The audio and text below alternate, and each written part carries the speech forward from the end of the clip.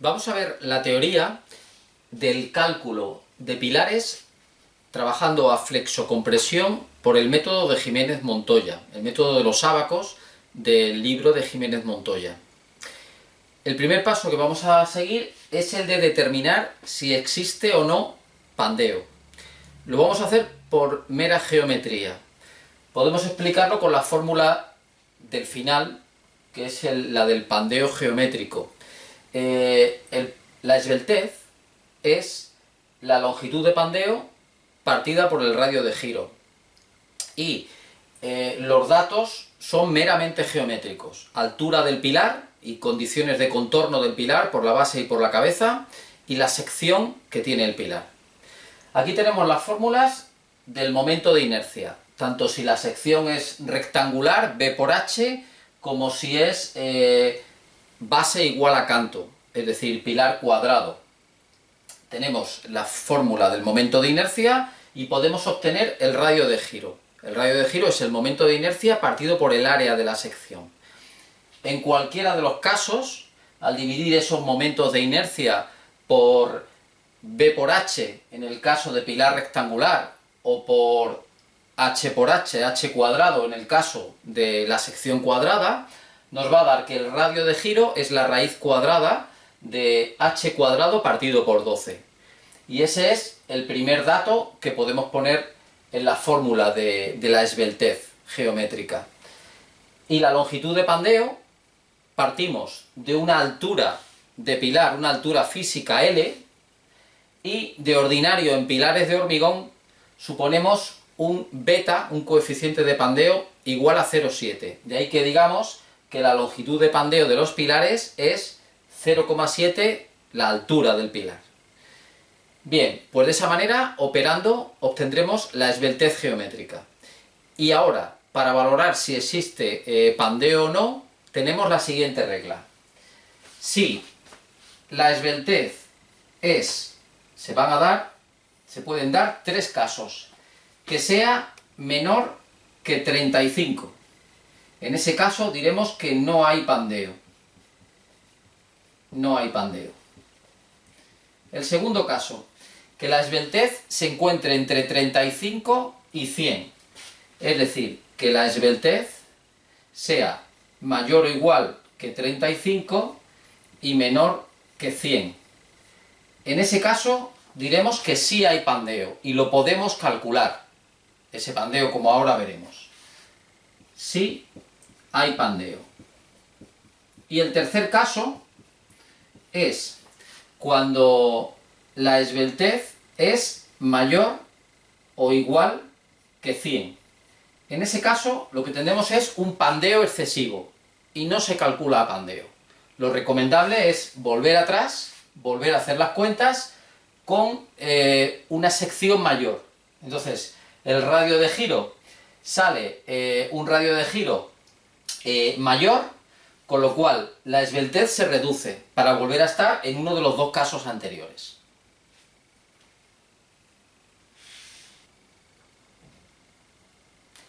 El paso siguiente es calcular el momento prima, el momento modificado, para tener en cuenta si existe pandeo y también una determinada excentricidad mínima por posibles errores de ejecución. Y se hace de la siguiente manera. Nosotros partiremos siempre de un valor de momento y un valor de compresión de los pilares que estamos trabajando, estamos calculando a flexocompresión, que normalmente son datos.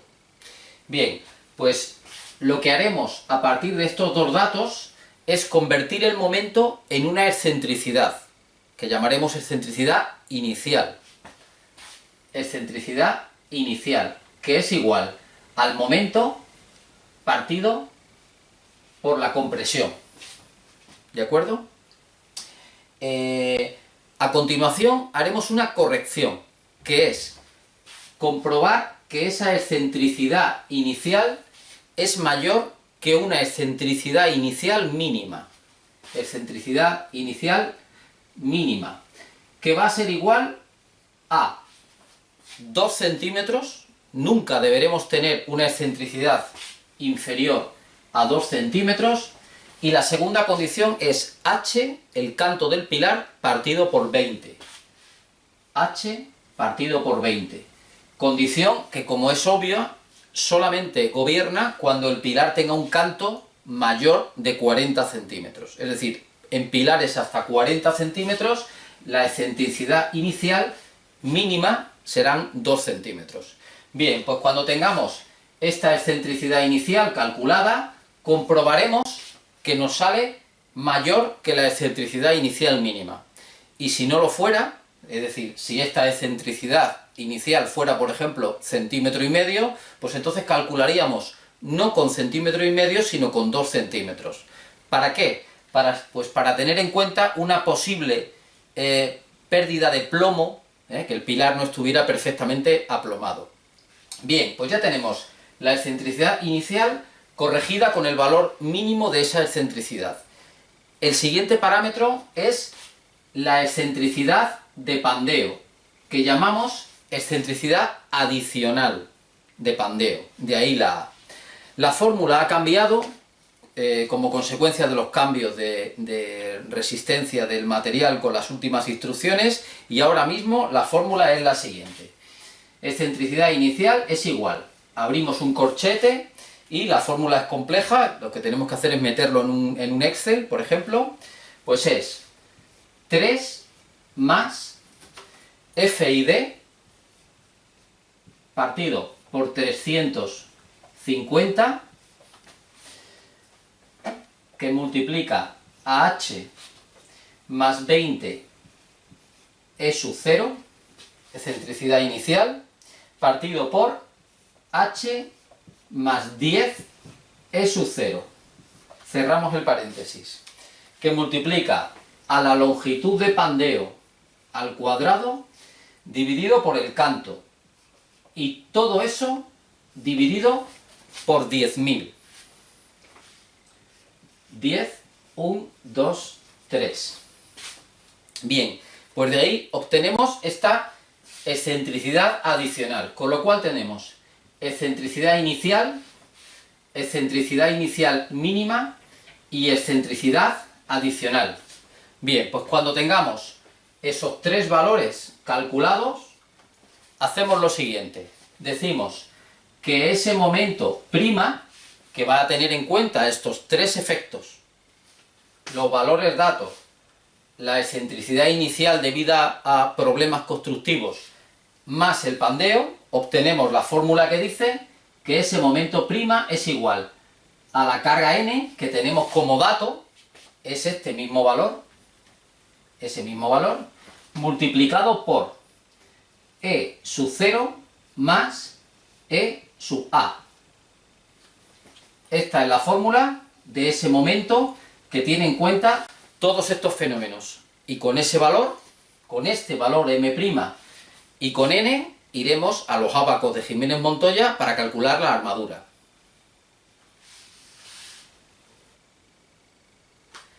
Todo este cálculo se simplifica mucho si no hay pandeo. Si no existiera pandeo, es decir, si esta excentricidad adicional no existe, pues entonces el cálculo es tan sencillo como partir de un momento y una compresión, calcular la excentricidad inicial mínima y con eso ir directamente al ábaco. Es más, el ábaco nos da una recta que corresponde a la excentricidad inicial mínima, con lo cual es muy rápido de utilizar. Entonces la clave es saber cuándo hay y cuándo no hay pandeo.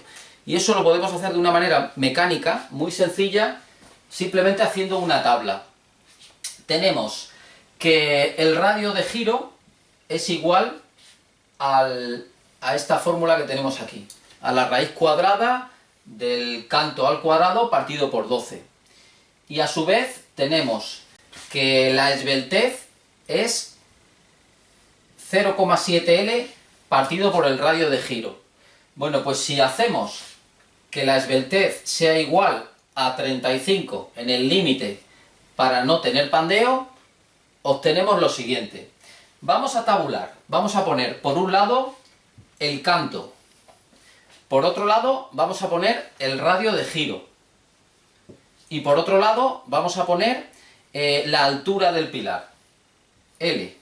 Vamos a hacer una sencilla tabla. Lo vamos a hacer para los siguientes valores de pilares habituales. Para pilares de canto 25 centímetros, que es el mínimo que permite la instrucción, canto 30, 35, 40 y 50 centímetros. 25 dividido entre 12, raíz cuadrada. 7, 22. 7, 22 centímetros también.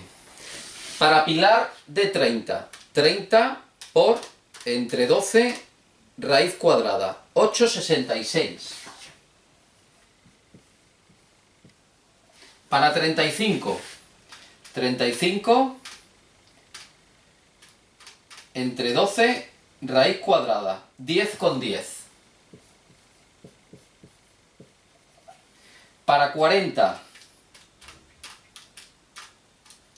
11,55. Vamos a hacer el de 45 también, para tener la tabla un poco más completa. 45 y 50 centímetros. 45.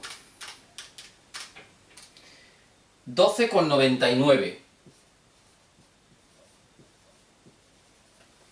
Y para 50, 14,43. Bien, pues una vez que tenemos esto, vamos a sacar la altura. La altura la sacamos despejando aquí. Tenemos que la altura del pilar es igual a 35 y que está dividiendo, pasa multiplicando, 35i dividido por 0,7, que eso es 50. 35 entre 0,7 es 50. Luego L igual a 50 veces el radio de giro. Así que 50 por 7, 22, nos da la medida en centímetros, son 3,61 metros. 3,61 metros. ¿Qué quiere decir? Que en pilares de 25 centímetros de canto tendremos pandeo a partir de 3,61 metros, que es una altura de una planta.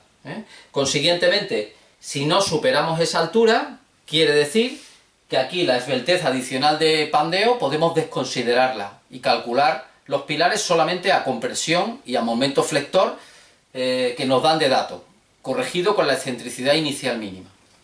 Vamos a completar la tabla. Tenemos 8,66 por 50, 4,33.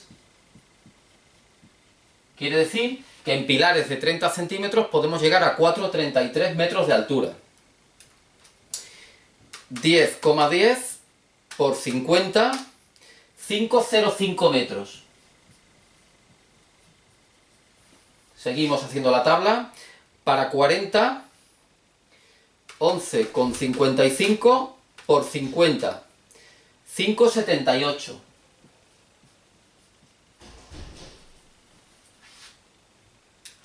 $12,99 por 50, 6,50 metros. Y para terminar, para el pilar de 50, que no se ve en la pantalla, 14,43 por 50, 7,22. 7,22 metros. En definitiva, que si no superamos esas alturas físicas de pilar, podemos desconsiderar el pandeo. Con lo cual, la formulación esta es mucho más sencilla. Uno de los recursos que tenemos, por tanto, es directamente darle a los pilares una sección que no supere la esbeltez de 35 y el cálculo es mucho más fácil. Pues vamos a ver esquemáticamente cómo funcionan estos ábacos, que reúnen toda la información que necesitamos para calcular a flexocompresión. Estamos viendo, por tanto, la interpretación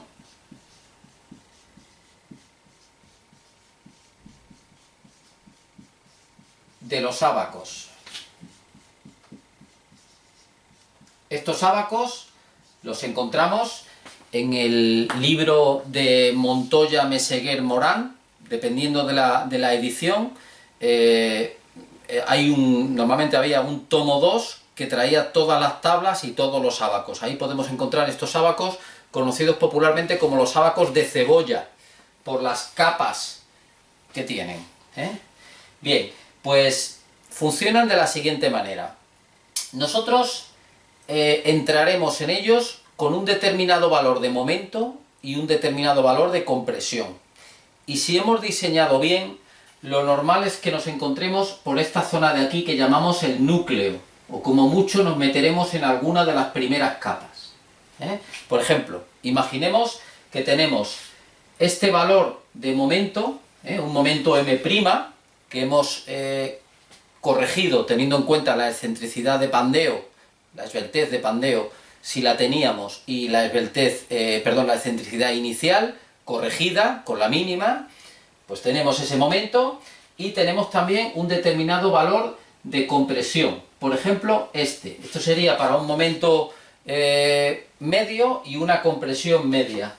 Cruzamos, ¿vale? Y obtenemos un punto, este punto. Bien, pues lo que tenemos que hacer es coger la curva que tenemos inmediatamente encima. En este caso, cogeríamos esa curva, que nos marca un resultado de AFID partido por B igual 200 kilonewtons por metro. Es decir, cantidad de armadura, área por resistencia de la armadura, por cada metro de base que tenga el pilar. De base que tenga el pilar. Porque para entrar en estos ábacos tenemos los siguientes datos. Tenemos que entrar con la resistencia característica que tenga nuestro hormigón, de ordinario 25 Nm milímetro cuadrado en los ejercicios que vamos haciendo.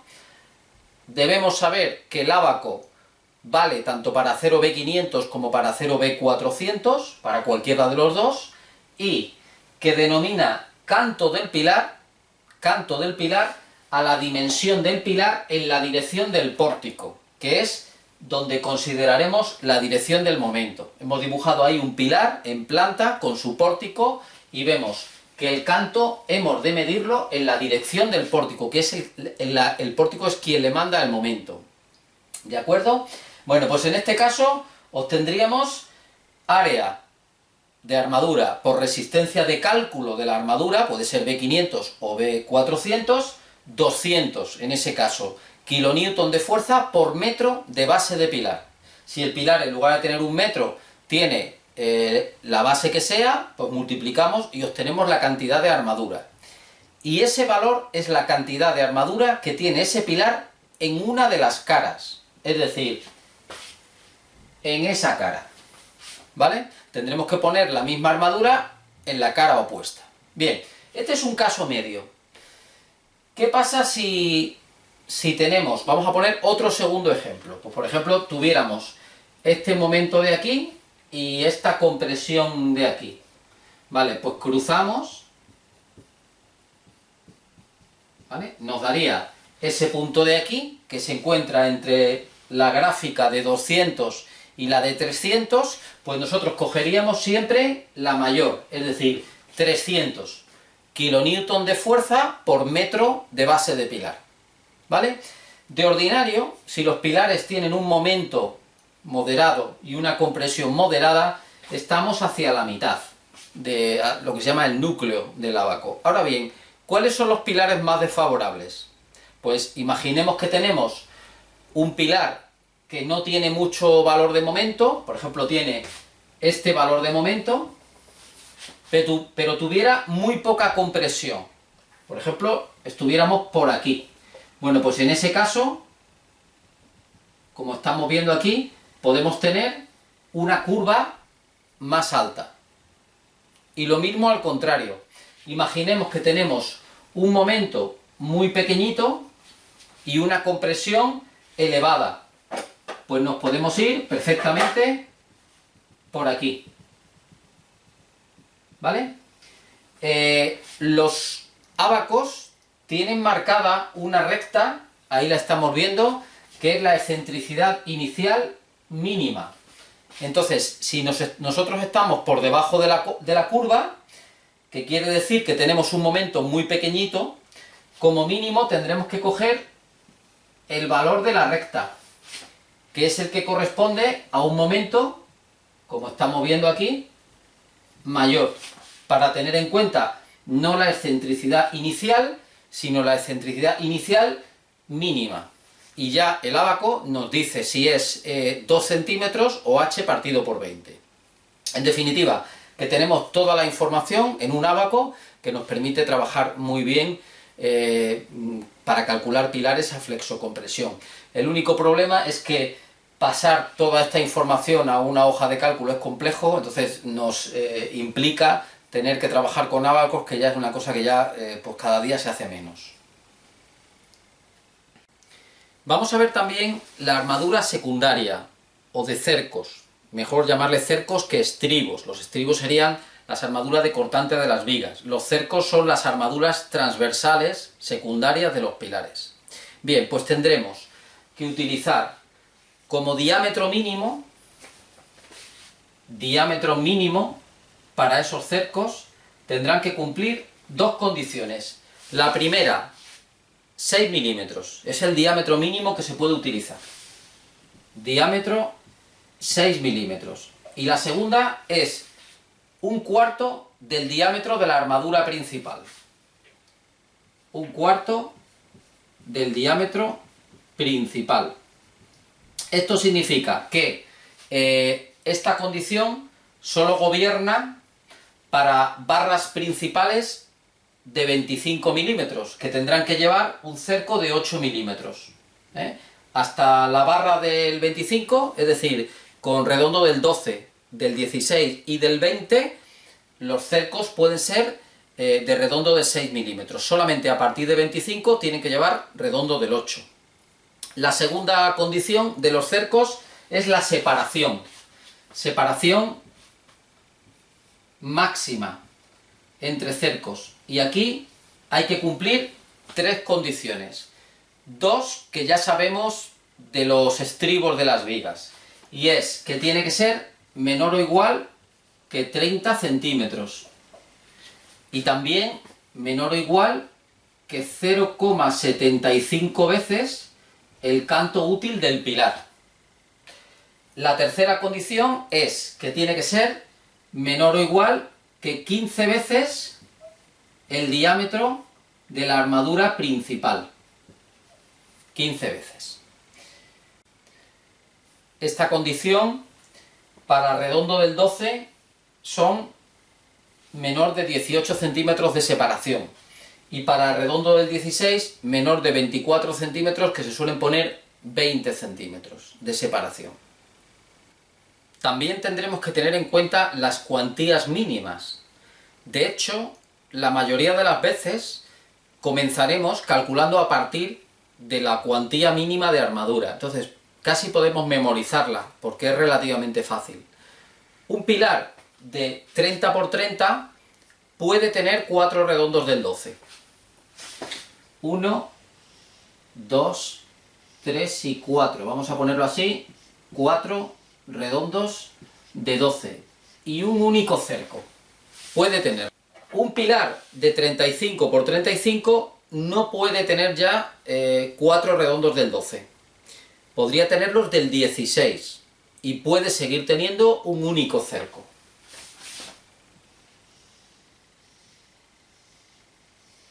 ¿Vale? 4 redondos de 16 y un único cerco. Vamos a pintarlos un pelín más gruesos. Puede tener 4 redondos del 16 y también podría tener 6 redondos del 12. La opción 6 redondos del 12 es posible. Lo vamos a poner 6 redondos de 12 milímetros. Y esa misma armadura es la que puede tener un pilar de 40 por 40. No hay diferencia. Puede tener 4 redondos del 16 o 6 redondos del 12 y un único cerco. 4 redondos del 16 o 6 redondos del 12 y un único cerco. Lo vamos a dibujar.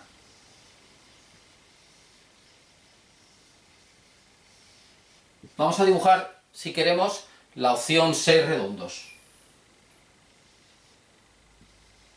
Esa. Ahora, cuando pasamos a un pilar de 45 por 45, ya debe tener 6 redondos del 16.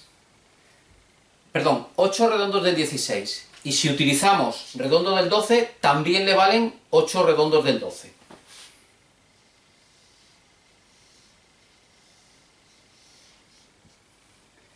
¿8 redondos del 12 o 8 redondos del 16?